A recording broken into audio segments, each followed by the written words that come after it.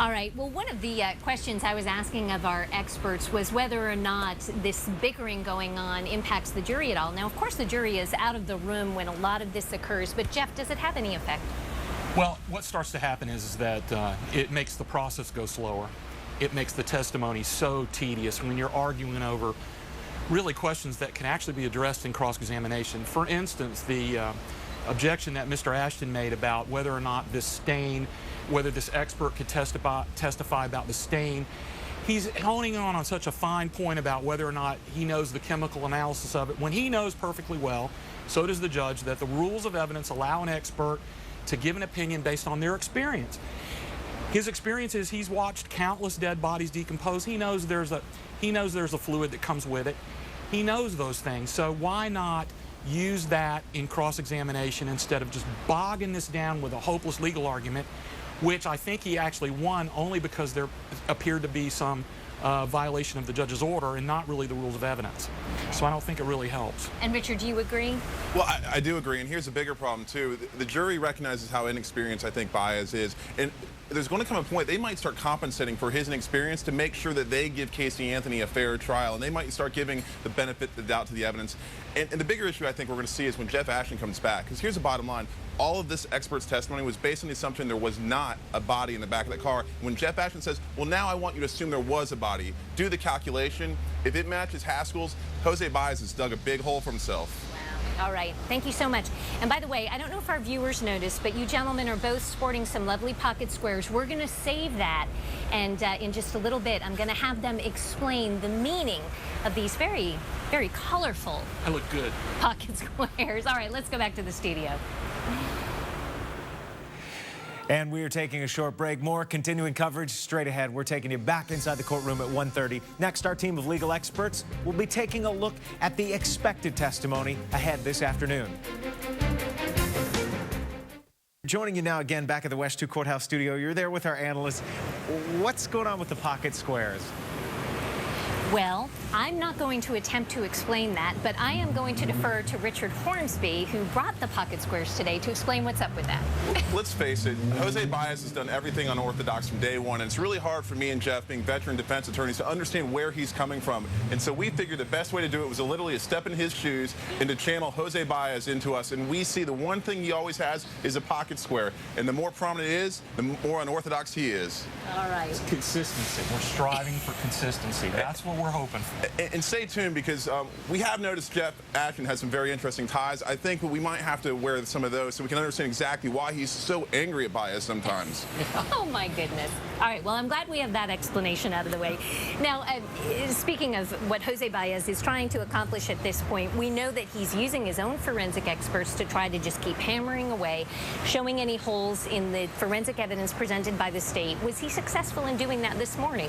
Is there any doubt that when the state rested, like way even before the state rested, that everybody was convinced beyond a reasonable doubt that that little girl was in the back of that car? Was there any doubt about that?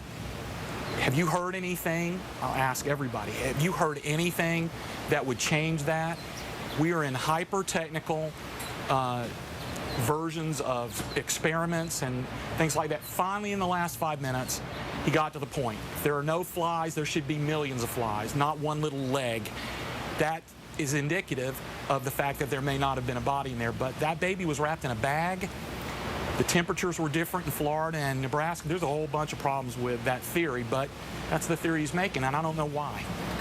And here's the thing with Jose's point, and I understand why he's doing it. He has to do it. He has to separate the body from that car, because that car is linked to Casey Anthony. There's just no doubt about it. Think about it. Casey Anthony was last seen parking the car, I believe by her ex-boyfriend, behind the Amscot next to a dumpster. The state's going to come back and say there's a reason she parked it next to a dumpster, so people wouldn't notice it because they think the smell was from the dumpster. So he has to somehow separate that, and the only way he can do that is trying to come up with other explanation. But I really think Jeff Ashton is going to come back during the second half, and here's 2 points he's going to make. I don't think it's been brought out that Dr. Haskell taught Dr. Huntington, the defense expert. I mean, that's going to be devastating to his credibility that his teacher disputes it. And the other issue that Jose Baez danced around, but I think Jeff Ashton caught it, is really going to nail the hammer to the head here, is he said well, you're making your assumption that there was no body in here, and that's why you don't think that these flies are associated with a dead body. And the last words out of Jeff's mouth before he stopped himself were, well, make that assumption and tell me what the calculation is. But I think he's going to save it to make that display in a jury. And what we're going to see is we're going to nickname Jeff Ashton the fly swatter. That's it. All right. I'm just not even going to touch that. Okay. We'll just leave that alone. All flies. All right. Well, what can we expect to see from the defense? Are they going to continue with these rather dry forensic experts? At some point, I still believe that George Anthony has to be called to the stand. He has been called out in the defense's opening statement as a molester of his daughter, which is the reason she acted the way she acted. He's the leader of a conspiracy that covered up the fact that this baby drowned. That's the defense's theory. You've got to see Roy Kronk, because Roy Kronk handled this body and did something with it after she was dead. That's the defense. You've got to hear evidence of it, or they're going to have a lot of explaining to do. And Richard, I'm thinking they're really going to go hard after George. Are they going to bring up the suicide attempt? And I don't know if they can, and that's the problem. A lot of these things, there haven't been pretrial rulings on it. The defense, I think, we're going to see a lot of sidebars, just like we had seen today, and that seems to be a problem. Is that defense is, I think, put this together at the last minute. But here's one thing I will say to Bias's defense about the way he's presenting the case. Listen, defense attorneys, he's doing what a methodical defense attorney does. Is you start attacking the little things first, and you build up, and usually you end with a bang, and usually it's your client if you're really going to end with a bang. So it is going to get more exciting, and yes, once we start getting to the Anthonys, he's going to be attacking George every which way he can. The question really will be is if George doesn't give him that information, the only other person that can provide it would be his daughter. in your average first-degree murder trial, do you see this many sidebars, or is this unusual? No, absolutely not. This is this shows you again the defense did not prepare their case sufficiently beforehand, and they didn't settle these things for hearings. Every single issue we're seeing now should have had a little mini hearing for Judge Perry to rule, and it would have been to their benefit because they would know what evidence would definitely come in, and they would know what the jury would actually hear.